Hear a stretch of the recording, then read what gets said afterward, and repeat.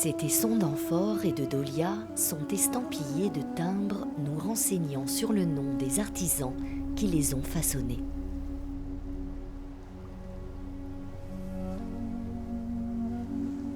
Il n'est pas rare que ces timbres indiquent également la provenance du vin transporté, son origine et de ce fait sa qualité.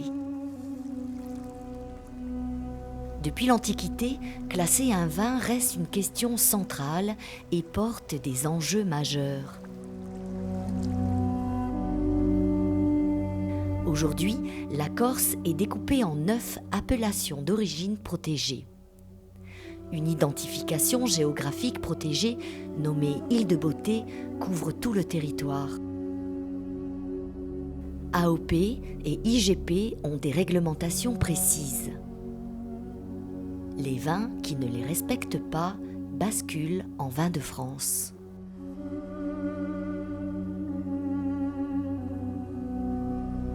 Elles sont nées au départ de la volonté de producteurs dans les années 30, donc c'est très ancien en France, de la volonté de producteurs de garantir aux consommateurs l'origine du produit. C'est-à-dire que ça doit définir ce qu'a été la tradition et la reprendre, et la sanctuariser, je dirais.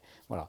Donc vous devez reprendre les cépages qu'avaient les anciens, vous devez avoir des gestes qui retrouvent des techniques culturelles qui étaient celles de ceux qui nous ont précédés. C'est, comme je l'ai dit, un lien au terroir à travers des sols qui sont définis pour leur aptitude à faire des vins de qualité. Tout ça, ça a été réuni dans ce qu'on appelle des cahiers des charges, qui sont les règles de production que doivent respecter des producteurs qui sont en appellation. C'est un label commun, c'est une maison commune dans laquelle les vignerons producteurs se retrouvent. À mon sens, lorsqu'on défend l'appellation, on défend le bien commun.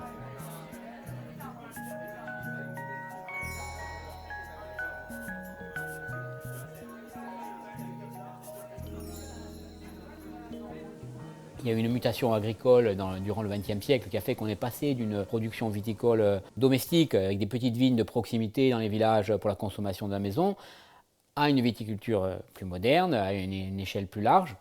Mais on est passé aussi par la crise des années 60 que nous connaissons tous, avec la progression du vignoble insulaire dans des proportions non maîtrisées. Et je dirais l'appellation, ça a été l'affirmation d'une nécessité, d'une réaction de la part des producteurs pour sauvegarder ce qu'était la viticulture corse traditionnelle.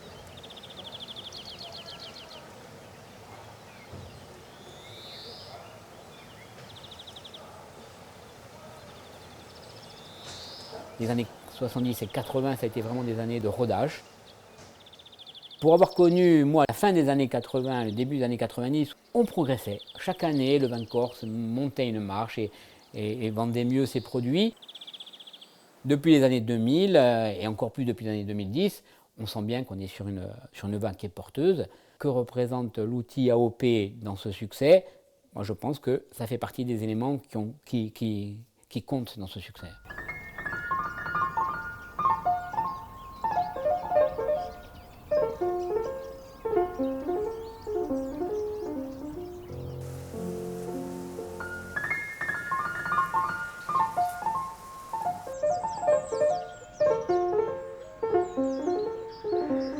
Nous avons 9 AOP, 9 zones de production qui ont été identifiées pour les caractéristiques de leur terroir.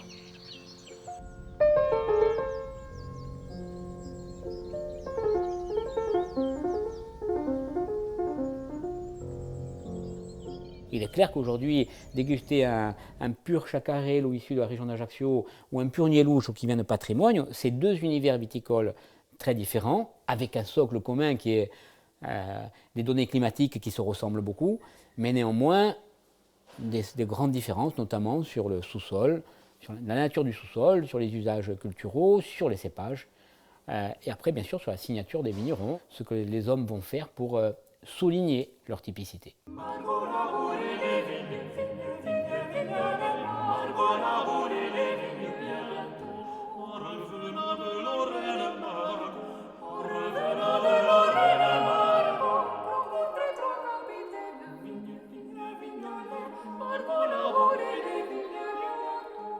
Je me suis longtemps battu pour les appellations, puisque j'ai été président de l'appellation Ajaccio pendant 10 ans. Je me suis battu pour la reconnaissance, entre autres, des vieux cépages corses. et j'ai présenté au comité régional des vins issus d'assemblage de vieux cépages corses qui, forcément, à la dégustation, à l'aveugle, ont fait l'unanimité. Là, par contre, le problème s'est posé, c'est que bon, ben voilà, beaucoup de cépages n'étaient pas en appellation.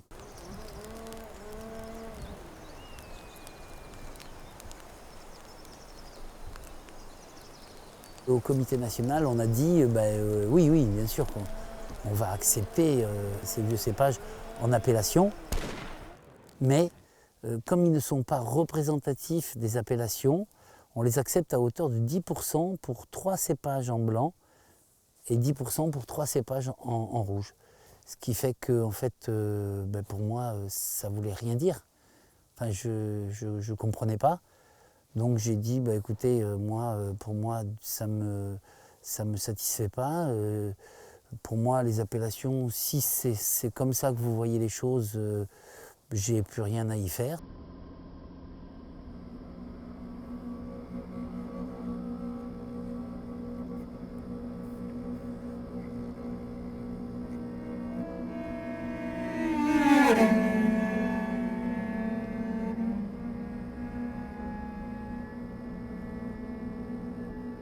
Tous les vignerons corses aujourd'hui font des vins de France et des vins de table. Et souvent, les plus grands des domaines sont en vins de France.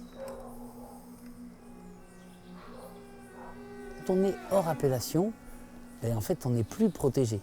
Ça donne énormément de liberté.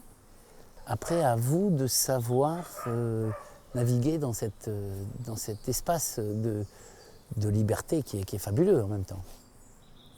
La seule chose que je déplore, c'est que je ne peux pas mettre Corse sur mes bouteilles, je ne peux pas mettre le nom d'un lieu-dit, je ne peux pas mettre domaine, je ne peux pas mettre...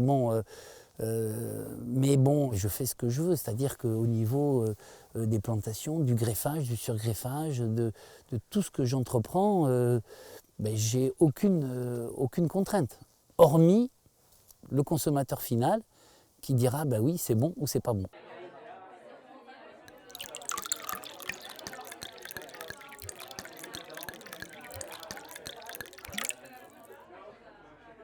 C'est vrai que les appellations aussi, ils ont leur typicité parce que ça reste quand même des cépages qui sont utilisés sur la Corse depuis longtemps, comme le Nielout, le Ciacarello, le Vermentino. Mais c'est vrai que quand on est en vin de France, la typicité, c'est qu'on rentre dans toute autre chose. Ça veut dire qu'on est dans des cépages qui sont endémiques, qui offrent une palette aromatique qui est totalement différente de celle qu'on a l'habitude de déguster dans les appellations d'origine protégée. Et sincèrement, c'est vrai, quand on déguste ces vins, on se dit, voilà, on est ici, on est en Corse et nulle part ailleurs.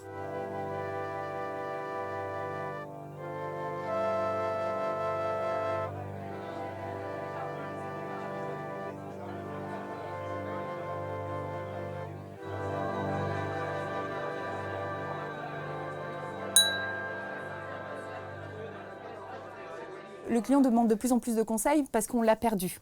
Donc, ce qui est très bien, mais je veux dire, il y a 10 ans en arrière, le client ne choisissait très peu de vins corses. C'était à nous de les mettre en avant, alors qu'aujourd'hui, le client, ce qu'il veut, c'est découvrir les vins corses parce qu'il a entendu parler de sa notoriété, d'avoir très très bien évolué. Et donc, finalement, c'est vrai que quand je vais conseiller un vin, peu importe l'appellation, je ne vais pas forcément aller vers un vin de France ou une appellation ou quoi que ce soit. Je vais surtout aller chercher ce que aime le client, ce qu'il a l'habitude de déguster et simplement ce qu'il recherche.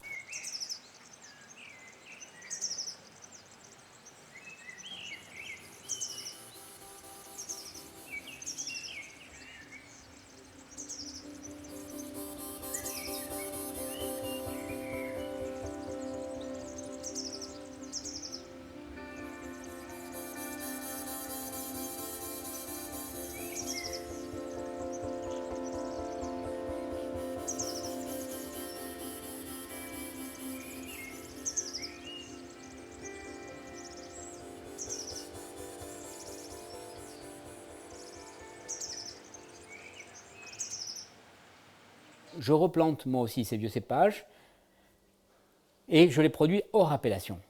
Bon, alors c'est relativement facile de faire ça lorsque le domaine, la marque collective, la marque de vos vins qui est celle du domaine, a un rayonnement qui permet de vendre vos vins.